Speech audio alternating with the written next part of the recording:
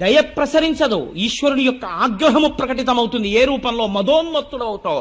ఆ మదం నిన్ను భ్రష్టుణ్ణి చేసేస్తుంది. అంతే. ఇంటి వీధి ముందుకు వచ్చి పడిపోతావు.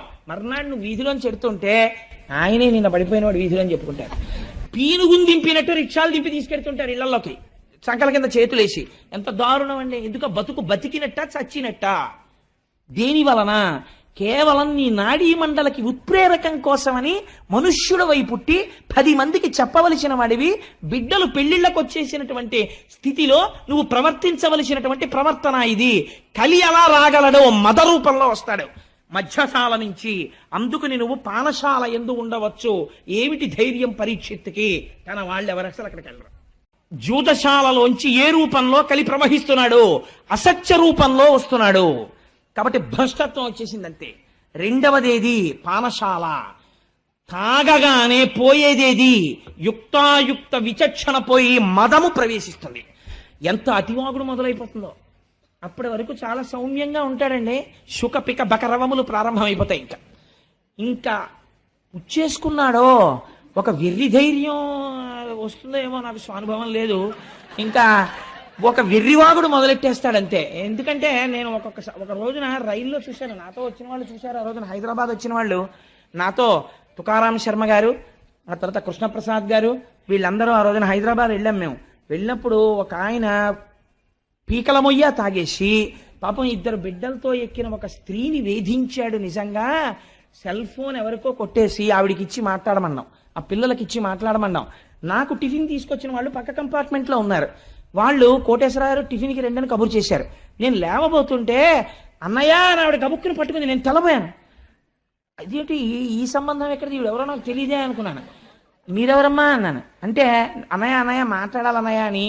నేను ఇలా రాగానే, అన్నయ్య మీరు వెళ్ళిపోతే వీడు ఏం చేస్తాడో నేను దిగిపోదాం అనుకుంటున్నాను రాజమండ్రిలో, భయం వేస్తోంది అన్నయ్య, మీరు కూడా ఎవరు లేరు, నేను ఒక్కడనే ఉన్నాను అక్కడ, అన్నయ్య మీరు వెళ్ళకండి అన్నయ్య అంది.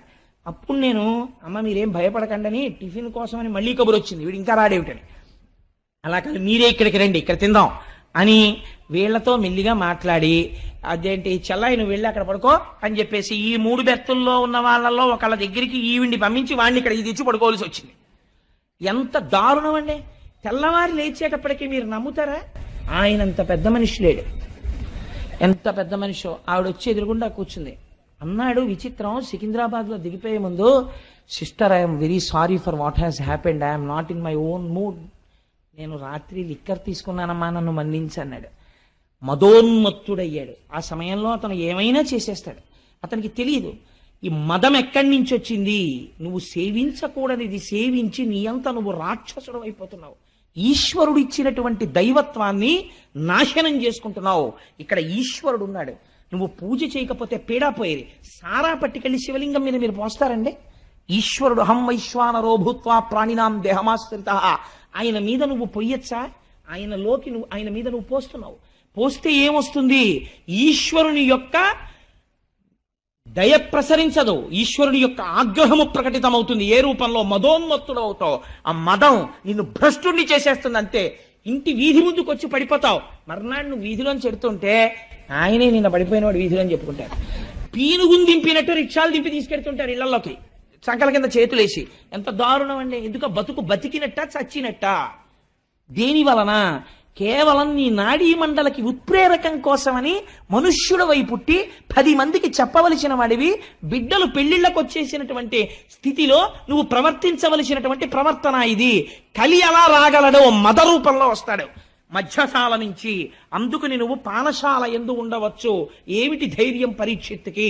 తన వాళ్ళెవరు అసలు అక్కడికి వెళ్ళరు. కాబట్టి నువ్వు పానశాల ఎందు ఉండవచ్చు. మూడవదేది స్వేచ్ఛా విహరిణి అయిన స్త్రీ. నేను ఎంత తక్కువ మాట్లాడితే అంత మంచిది దాని గురించి, అందుకని నేను అసలు ఆ ప్రస్తావన చేయను. 4వది, ఎందుకంటే ఒక పూజ్య భావనతో చూడ్డానికి అలవాటు పడి ఒక లలితా సహస్రం చెప్పి, ఒక సౌందర్యలహరి చెప్పి, స్త్రీ అనబడేటటువంటి ఒక పేరు యందు ఆడది అన్నదాని యందు అమ్మతనాన్ని చూసి ఒక గౌరవం పెంచుకున్నవాడు పురాణ వ్యాఖ్యానం కోసం కూడా తక్కువ చేసి మాట్లాడడం అనవసరం. నేను చేయకపోయినంత మాత్రం చేత మీరు అర్థం చేసుకోలేని వాళ్ళు కారు. అందుకని నేను దాన్ని పరిహరిస్తాను. అందుకని స్వేచ్ఛావిహరిణి అయిన స్త్రీ వలన సమాజము భ్రష్టు పడుతోంది, విషయ సంగలోలుడైపోతున్నాడు. 4వది హింస. హింస అంటే ఏమిటో తెలుసా అండి? హింస అంటే నిష్కారణముగా ఒక ప్రాణి బాధపడితే తాను సంతోషించుట.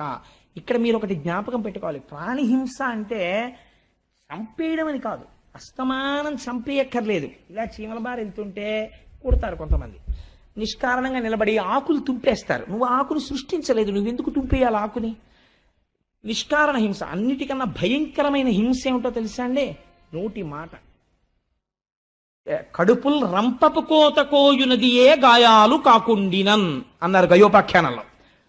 ఒక మనిషిని పడుకోబెట్టి ఎనస్థీషియా ఇవ్వకుండా ఓ రంపం పట్టుకొచ్చి అటొకళ్ళు ఇటొకళ్ళు నిలబడి దూలాన్ని కోసినట్టు ఇలా కోస్తూ ఉంటే ఆ కడుపు కోయబడుతున్నవాడు ఎంత బాధపడతాడో, అవతల వాడు నేనంటున్న మాటలకంత బాధపడుతున్నాడన్న ఇంగిత జ్ఞానము లేకుండా ఈశ్వరుడు నోరిచ్చాడని పేలిన చవట అంతే పాపాన్ని మూట కట్టుకుంటున్నాడు. వాడు హింస చేస్తున్నాడా లేదా?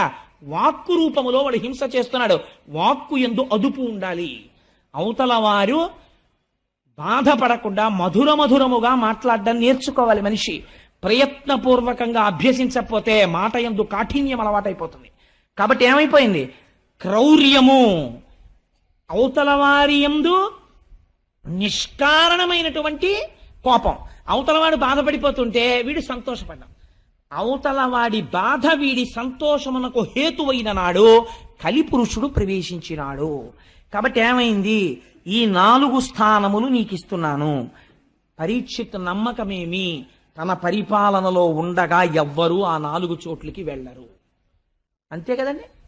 ఈ 4 చోట్లకి బాగా వెళ్ళాలని కోరుకుంటే వాడు పరీక్షిత్తు కాడు, కలి యొక్క ప్రతినిధి కదా. అదర్వైజ్ సేస్ అంతే కదండి మరి పురాణం. కాబట్టి ఇప్పుడు ఏమైంది? పరీక్షిత్తు తన ప్రజలు వెళ్ళరని కోరుకున్నాడు. వెళ్ళరన్న నమ్మకంతో ఈ మాట చెప్పాడు. ఈ మాట పరీక్షిత్తుకే తెలిస్తే కలికి తెలియదండి తనకి వెళ్ళడానికి ఆ 4 చోట్లకి ఎవడు రాడు, నేను పాడు చేయలేనని. మీకు ఇంకొక గమ్మత్తు నేను ఇక్కడ చెప్పాలి.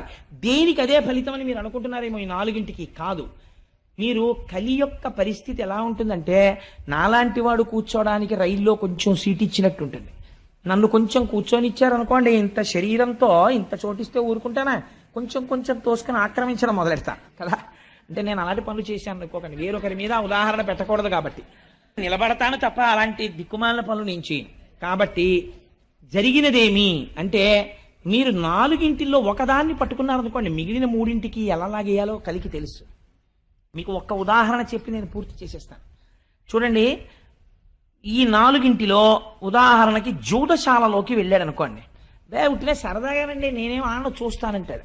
ఈ చూడడం ఏమవుతుందంటే, వాడికి ఎప్పుడో అప్పుడు శారీరక సంబంధమైనటువంటి విరామం కావలసి వస్తుంది. ఇంటికి వెళ్ళకపోతే భార్య ఊరుకుంటుంది. ముసిలి వాళ్ళు అయిపోయిన తల్లిదండ్రులు పాపం అలా గుడ్లకి కంటిరెప్పలు పైకి గుండు సూదులు ఇట్టుకుని కొడుకు కోసం ఎదురు చూస్తారు, కానీ మలమూత్రాలు ఆగవుగా. అందుకని బాత్రూంలోకి వెళ్ళాలి. నిర్దాక్షిణ్యంగా ఉంటారు అప్పుడు పక్క వాళ్ళు, వీడి కోసం వాళ్ళేం ఆపరం. అందుకని వీడు ఎవరికో కళ్ళకి ప్రాక్సీ ఇవ్వాలి, వీటిని వాడికి అప్పచెప్పి వెళ్ళాలి. అందుకని వీడు ఏం చేస్తాడంటే హెల్పింగ్ హ్యాండ్ కింద కూర్చుంటాడు, 12th మ్యాన్ కూర్చున్నట్టే. అంతే, చాలా అయిపోయింది. ఇంకా తర్వాత ఏమైంది? వీడు ప్రోనోట్ల మీద సంతకాలు పెట్టడం మొదలెడతాడు. ఐశ్వర్యం నిశ్శబ్దంగా వెళ్ళిపోతుంది. అక్కడి నుంచి ఏమైంది? అసత్యం ప్రారంభం అవుతుంది. అసత్యంలోంచి లక్ష్మి వెళ్ళిపోవడం ప్రారంభం అవుతుంది. లక్ష్మి వెళ్ళిపోవడం ప్రారంభమైన కలి ఊరుకోడు. జూదశాలకి రా రా రా అని లాగుతాడు. లాగాడు కాబట్టి ఏం చేయాలి? భార్య మెళ్ళో పుస్తిల్తాడు కూడా లాగేసి తీసుకెళ్ళిపోతాడు. కాబట్టి ఏమైపోయింది? అది దొంగతనం వైపుకి వెళ్ళిపోయింది. ఆవిడేమంటుంది? ఇంకా నేను మీతో కాపరం చేయలేని, పుట్టింటికి వెళ్ళిపోతానంటుంది. ఆవిడ్ని కొట్టడం మొదలెడతాడు. ఏమైపోయింది? క్రౌర్యంలోకి వెళ్ళిపోయాడు, హింసలోకి వెళ్ళిపోయాడు, దొంగతనంలోకి వెళ్ళిపోయాడు. పిల్లల్ని కొడతాడు, వాళ్ళ ఫీజులు కట్టడు, వాళ్ళ చదువు గురించి చూడడు, మానమర్యాదలు పట్టించుకోడు. నా భార్య ఇంటికి వెళ్ళేటప్పటికీ నా మీద తగాదా పెట్టుకుంటోందని పరస్త్రీని కోరుకుంటాడు.